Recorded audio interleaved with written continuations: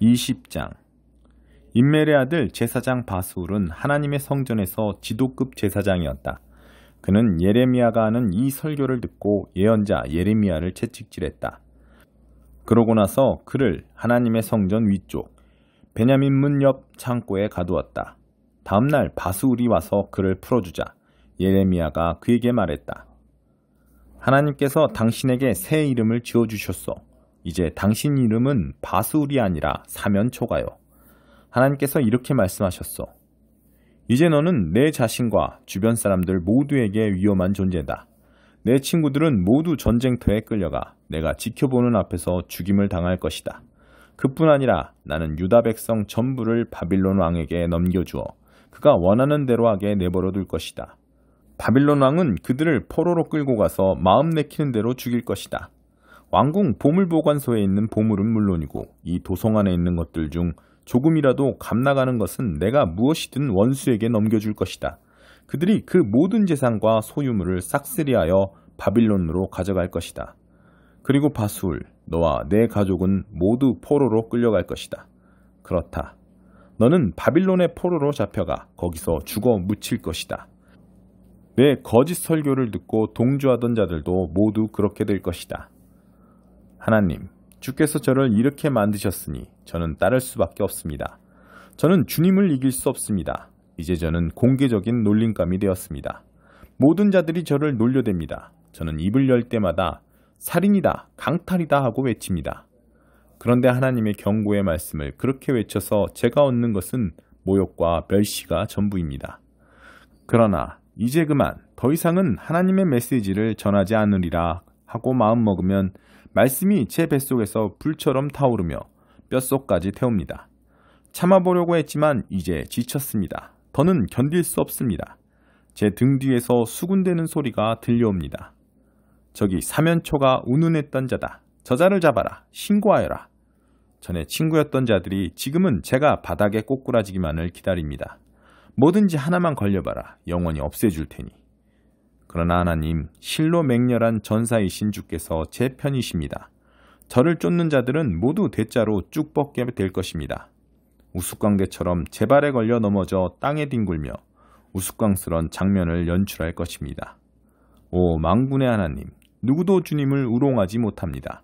주께서는 모든 자를 모든 것을 꿰뚫어 보십니다. 저는 그들이 행한 그대로 대갚음 받는 것을 보고 싶습니다. 주께 제 송사를 맡겨드립니다. 하나님께 노래 불러라. 하나님을 찬양하여라. 그분은 악인들의 소나기에서 약자를 건지시는 분이다. 내가 태어난 날이여 저주받아라.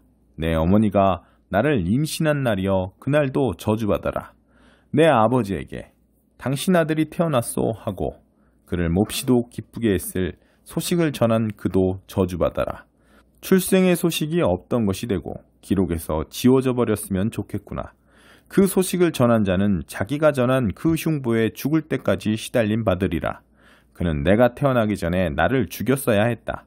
내 모태가 내 무덤이 되고 내 어머니는 평생 죽은 아기를 태 안에 둔 채 살아갔어야 했다. 오, 대체 무슨 이유로 내가 그 태에서 나왔단 말인가. 고난과 눈물로 얼룩진 삶. 앞으로도 마찬가지일 이 삶. 21장 예루살렘의 멸망 예고. 시드기야 왕이 말기야의 아들 바수울과 마아세야의 아들 제사장 스바냐를 예레미야에게 보냈을 때 그에게 임한 하나님의 메시지다. 그들이 와서 말했다. 바빌론 왕 느부갓네살이 우리를 치려고 전쟁을 일으켰소. 우리를 위해 하나님께 기도해 주시오. 그분께 도움을 청해 주시오. 어쩌면 하나님께서 옛날처럼 기적을 일으켜서 그를 물리쳐 주실지 모르니 말이오. 그러나 예레미야가 말했다. 시드기야 왕에게 이렇게 전하시오. 이스라엘의 하나님이 네게 이르는 메시지다. 너희 군대는 이제 없는 셈 쳐라. 병사들의 사기가 꺾이고 가진 무기들도 무용지물이 될 것이다. 나는 너희가 지금 힘겹게 대항해 싸우는 바빌론 왕과 갈대아 사람들을 친히 이 도성 안으로 이끌고 들어올 것이다. 내가 그들 편이 되어서 너희와 맞서 싸울 것이다. 불같은 진노로 전력을 다해 싸울 것이다. 이 도성에 사는 모든 사람과 짐승들을 무서운 전염병으로 싹 쓸어버릴 것이다.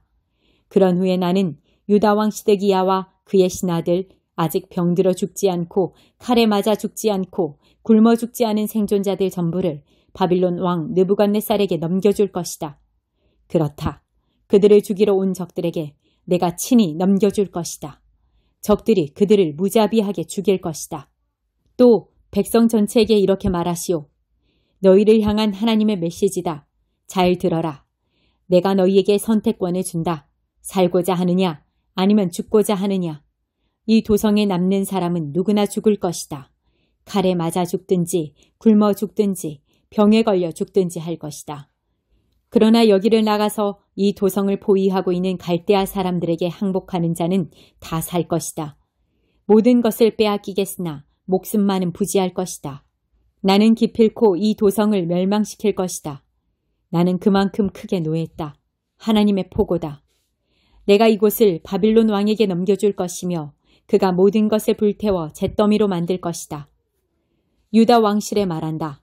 하나님의 메시지에 귀 기울여라. 다윗 집안이여 들어라. 너희를 향한 하나님의 메시지다. 아침마다 새롭게 정의를 다짐하며 하루를 시작하여라. 착취당하는 자들을 구해주어라. 그렇게 하여 나의 진노의 불을 피하여라. 그 불은 한번 붙으면 그 무엇으로도 끌 수 없기 때문이다. 그런데 너희는 내 진노에 불을 지피는 악한 무리다. 내가 너희를 적대시한다는 것을 모르느냐? 그래, 내가 너희를 대적한다. 너희는 모든 준비를 갖추어 안전하다고 생각한다. 누가 우리를 손댈 수 있겠는가? 누가 우리 파티를 망칠 수 있겠는가? 한다. 내가 그렇게 할 수 있다. 내가 그렇게 할 것이다. 내가 너희 악한 무리를 벌할 것이다. 무엇으로도 끌 수 없는 맹렬한 불을 일으켜서 보이는 것 전부를 태워 재로 만들 것이다. 22장 하나님의 명령이다. 왕궁에 가서 이 메시지를 전하여라. 다윗 보좌에 앉은 유다 왕아, 하나님의 말씀에 귀 기울여라. 왕과 신하들, 그리고 이 왕궁문을 출입하는 백성들 모두 들어라. 이는 하나님의 메시지다. 너희의 정의를 돌아보아라. 사람 사이의 일을 공정하게 다루어라. 착취당하는 자들을 구해주어라. 빈민과 고아와 과부들을 착취하지 마라. 살인행위를 멈춰라. 너희가 이 명령에 순종하면 그때는 다윗 왕가의 왕들이 끊이지 않고 말과 병거를 타고 이 왕궁문을 드나들게 될 것이다. 그들의 신하와 유다 주민들도 그러할 것이다. 그러나 너희가 이 명령에 순종하지 않으면 맹세컨대 하나님의 포고다. 이 왕궁은 폐허가 되고 말 것이다. 유다 왕궁에 대한 하나님의 선고다. 내가 너를 좋아하여 길르앗의 아름다운 언덕과 레바논의 산 정상같이 여겼으나 이제 맹세코 너를 황무지로 텅 빈 유령마을로 바꾸어 놓을 것이다. 커다란 새망치와 무시무시한 몽둥이를 가진 파괴자들을 고용하여 온 나라를 늘씬하게 두들겨 패고 다 불태워 버릴 것이다. 각처에서 온 여행자들이 이 땅을 지나며 물을 것이다. 무슨 이유로 하나님께서 그 대단하던 도성을 이렇게 만드셨는가? 그들은 이런 대답을 듣게 될 것이다. 그들이 자기 하나님과의 언약을 저버리고 다른 신들을 따르며 숭배했기 때문이다. 죽은 왕 요시야를 두고 울지 마라. 눈물을 낭비할 필요 없다. 대신에 포로로 잡혀간 그의 아들을 위해 울어라. 그가 영원히 떠났으니 말이다. 그는 다시 고향 땅을 밟지 못할 것이다. 아버지 요시야를 이어 유다의 왕이 된 살룸에 대해 하나님께서 이렇게 말씀하신다. 그는 이곳을 영원히 떠났다. 그는 그들에게 붙잡혀가 그 땅에서 죽을 것이다. 다시는 고향 땅을 밟지 못할 것이다.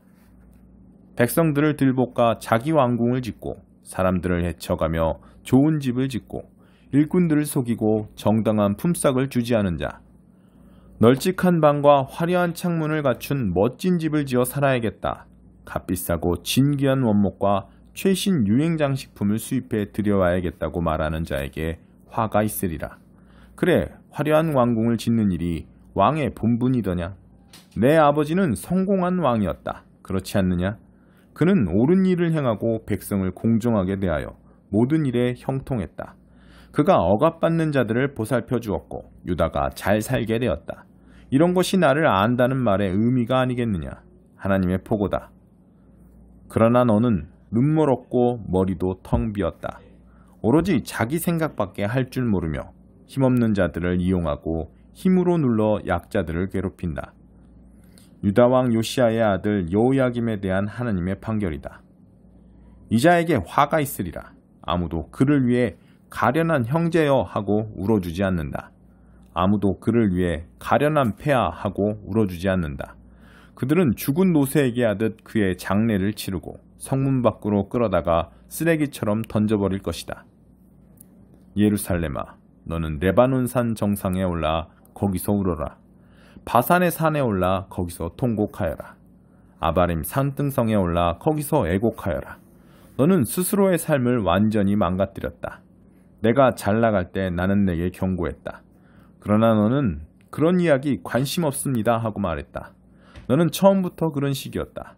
내 말을 한마디도 듣지 않았다. 내 지도자들이 전부 바람에 휩쓸려가고 내 친구들도 다 포로로 잡혀갔으며 너도 내 악행으로 수치를 당하고 시궁창에 처박힐 것이다. 너는 큰 도성에 산다며 우쭐대고 으뜸 가는 산이나 되는 듯이 함부로 굴었다.